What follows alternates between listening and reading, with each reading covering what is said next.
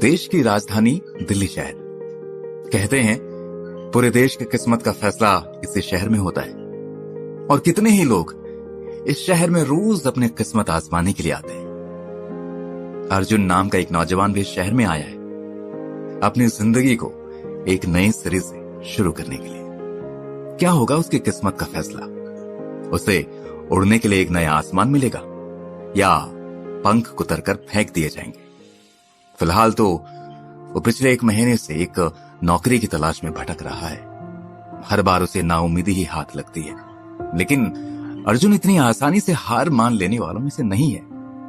हर negative reply के बाद वो दुगने जोश के साथ काम की तलाश में जुट जाता है। जो हार मान जाए उसका नाम अर्जुन नहीं होता। उसने अपने आप से कहा, ये एक लाइन हर दिन उसमें एक नया जोश जगा देती थी। आज उसे एक जगह इंटरव्यू के लिए जाना था।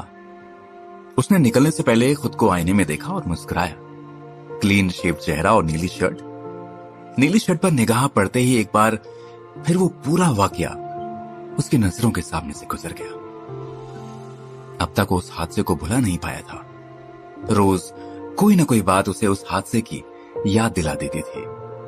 वही हादसा जो अनिकेत के साथ हुआ था। अनिकेत और अर्जुन दोनों जिगरी दोस्त थे, एक दूसरे पर जान छिड़कने वाले दोस्त। भाइयों से बढ़कर दोनों का बर्थडे एक ही तारीख को पड़ता था। ये नीली शर्ट उसे अनिकेत की छोटी बहन ने गिफ्ट की थी उसके बर्थडे पर। उसने दोनों को एक जैसी नीली शर्ट लाकर दी थी। अर्जुन ने आज इंटरव्यू के लिए वही शर्ट पहनी थी, और उस शर्ट को देखते ही अर्जुन को अनिकेत की बेतहाशा याद आई। अनिकेत अब इस दुनिया में नहीं था, और उन दोनों की प्यारी बहन अनिका, जो इस समय अस्पताल में पड़ी जिंदगी और मौत के बीच झूल रही थी। अर्जुन ने गहरी सांस ली, कमरे में ताला लगाया और बाइक को एक जोरदार किक मारकर वहां से निकल गया। कुछ ही देर में वो नोएडा के सेक्टर 93 में एक शानदार बिल्डिंग के सामने खड़ा था। उसने मोबाइल में एक बार फिर से एड्रेस चेक किया और बाइक को पार्किंग में लगाकर अंदर चला गया। वेटिंग लाउंज में बहुत सारे कैंडिडेट्स बैठे हुए थे, और जैसे ही अर्जुन ने वहां एंट्री की, सभी उसकी ओर देखने लगे। उसकी पर्सनालिटी ही कुछ ऐसी थी। पहली ही नजर में वो कोई बड़ा ऑफिसर दिखाई पड़ रहा था। आते जाते लोग उसे दोबारा पलटकर जरूर देखते, लेकिन जैसे ही उसने रिसेप्शन पर इंटरव्यू के बारे में इंक्वायरी की, लोग आपस में खुसर पुसर करने लगे। ये तो शक्ल से बहुत पढ़ा लिखा और काबिल दिखाई देता है, इसी को मिलेगी ये नौकरी। वाकई उसकी पर्सनालिटी और एकेडमिक क्वालिफिकेशंस दोनों ही शानदार थे, लेकिन इतना अच्छा रिकॉर्ड होने के बाद भी बीच के 5 सालों का गैप उसके रास्ते में रोड़ा बनकर खड़ा था।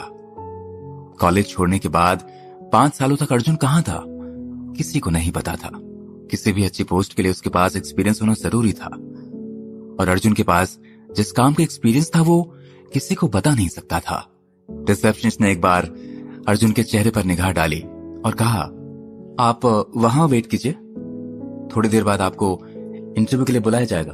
अर्जुन जाकर एक सोफे पर बैठ गया। उसके दिमाग में तनाव और दर्द का तूफान था, लेकिन उसके चेहरे से कोई ये समझ नहीं सकता था कि वो इस समय किस हालात से गुजर रहा है। हर सिचुएशन में शांत रहना ही तो सिखाया था उसकी ट्रेनिंग में। वो आर्मी में सीक्रेट सर्विस फोर्स में अपने बैच का बेस्ट कैडेट था। शेर दिल बुलाते थे लोग उसे। उसके सीनियर्स उसकी बहादुरी की मिसाल दिया करते थे, और उसके साथ ही उसके जैसा बनने की कोशिश करते थे।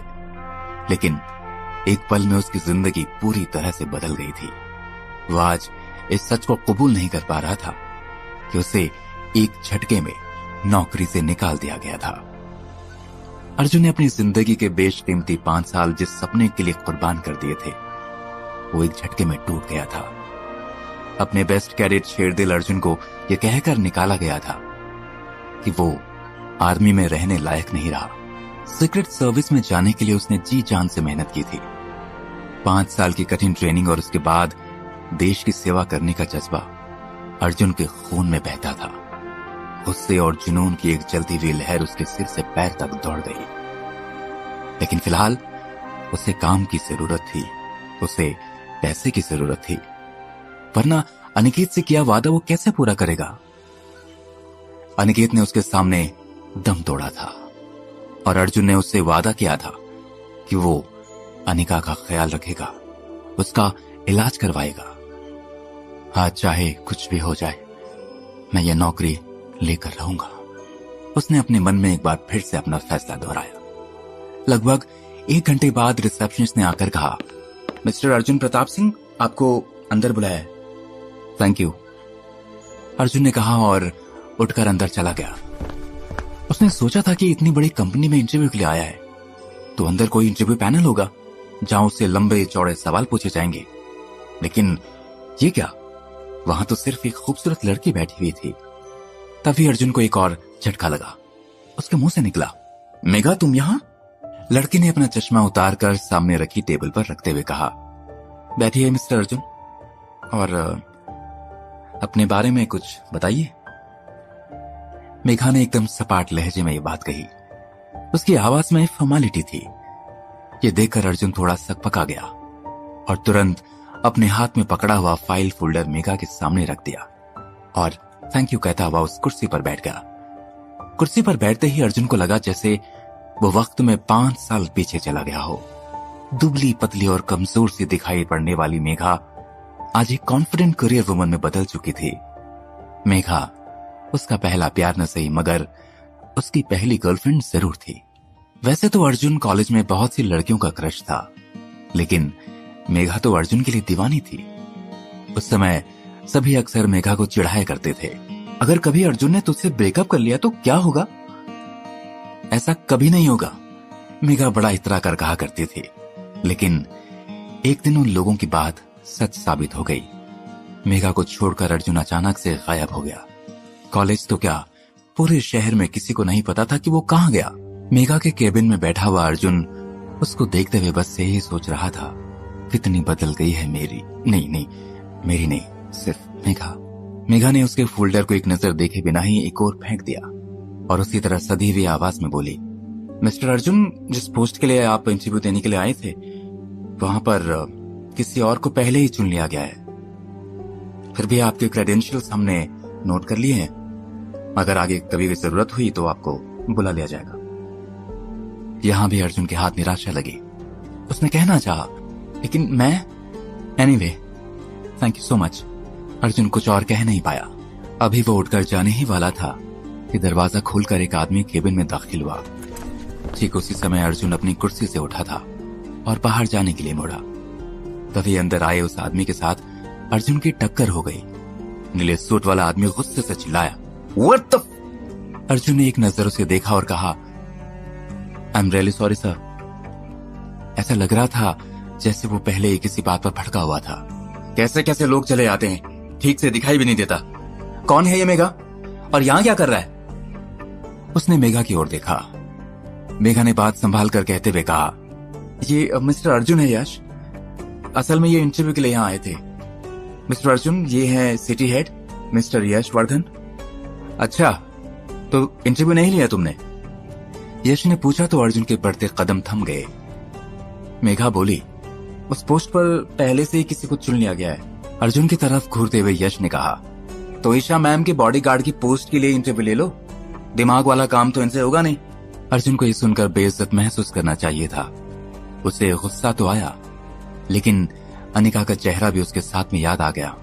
इसलिए उसने अपने आप को काबू में रखते हुए अपने आप से कहा, ये वक्त गुस्सा करने का नहीं है अर्जुन, अक्ल से काम लो। यदि कल तक पैसे इकट्ठे नहीं हुए तो। उसने यशवर्धन से कहा, सर मैं कोई भी काम कर लूंगा। मेघा फटी फटी आंखों से उसे देखती रह गई। उसे समझ नहीं आ रहा था कि आखिर अर्जुन की ऐसी क्या मजबूरी है। यशवर्धन जोर से हंसा, ठीक है फिर अभी तुम्हारा इंटरव्यू लेता हूं। इतना कहने के बाद उसने एक फोन घुमाया और कुछ ही देर में 4 लंबे चौड़े बाउंसर वहां आ गए। यश ने अर्जुन से कहा, अगर तुमने इन चारों को हरा दिया तो अभी के अभी तुम्हारा अपॉइंटमेंट लेटर तुम्हारे हाथ में होगा। लेकिन सर, मेघा ने कुछ कहना चाहा तो यश ने इशारे से मना कर दिया। उसने अर्जुन की ओर इशारा करते हुए बाउंसर से कहा, ये ईशा मैडम के बॉडीगार्ड की पोस्ट के लिए अप्लाई कर रहे हैं, जरा इनको जांच परख तो लो, ये काबिल है कि नहीं। वो चारों अर्जुन को देखकर थोड़ा मुस्कुराए और उसे अपने पीछे आने का इशारा करके निकल गए। ऑफिस की बड़ी सी बिल्डिंग के बाहर एक लंबा चौड़ा लॉन था। बाउंसर्स के साथ अर्जुन को जाते देख बहुत से एम्प्लॉय वहां इकट्ठा हो गए। किसी को समझ नहीं आ रहा था कि अचानक क्या हुआ। ये लोग अर्जुन को लेकर क्यों जा रहे हैं। बाहर आते ही यश ने इशारा किया, शुरू करो इंटरव्यू। जैसे ही बाउंसर अर्जुन की ओर बढ़ा, भड़ाक, अगले ही पल वो घास पर लौट रहा था और उसके नाक से खून बह रहा था। कोई देख भी नहीं पाया कि अर्जुन ने कब उस पर हमला कर दिया। वो तो अपनी जगह खड़ा खड़ा मुस्कुरा रहा था।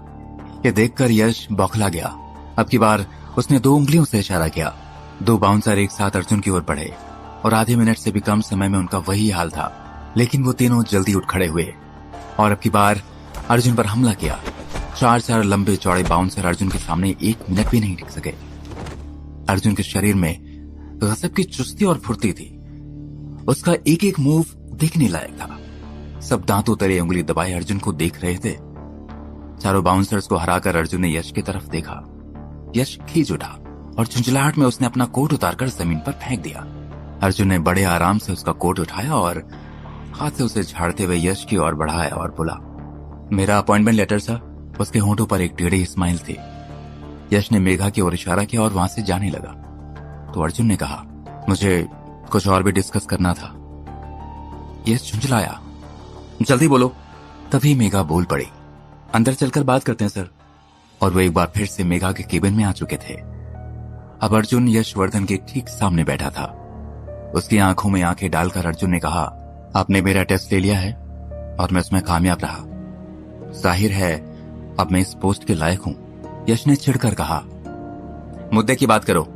अर्जुन मुस्कुराया, मुद्दे की बात यह है सर कि मैं अपनी सैलरी खुद डिसाइड करता हूं। यह सुनकर यश जोर से हंस पड़ा। यश ने मेघा से कहा, देख रही हो मेघा, कुछ देर पहले तक ये आदमी कोई भी काम करने के लिए तैयार था और अब खैर मैं शर्त हार चुका हूं, तो आज का दिन तुम अपने लिए लकी मान लो। बोलो क्या है तुम्हारी डिमांड। यश ने लापरवाही भरे अंदाज में कहा, लेकिन जब अर्जुन ने अपनी डिमांड बताई तो यशवर्धन का मुंह खुला का खुला रह गया। वो बोला, एक बार फिर से कहो, क्या कहा तुमने अभी।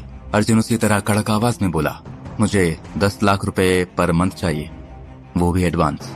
यश चीख पड़ा, तुम्हारा दिमाग तो ठिकाने पर है ना। अर्जुन ने कहा, दिमाग भी ठिकाने पर है और सारे दाव भी।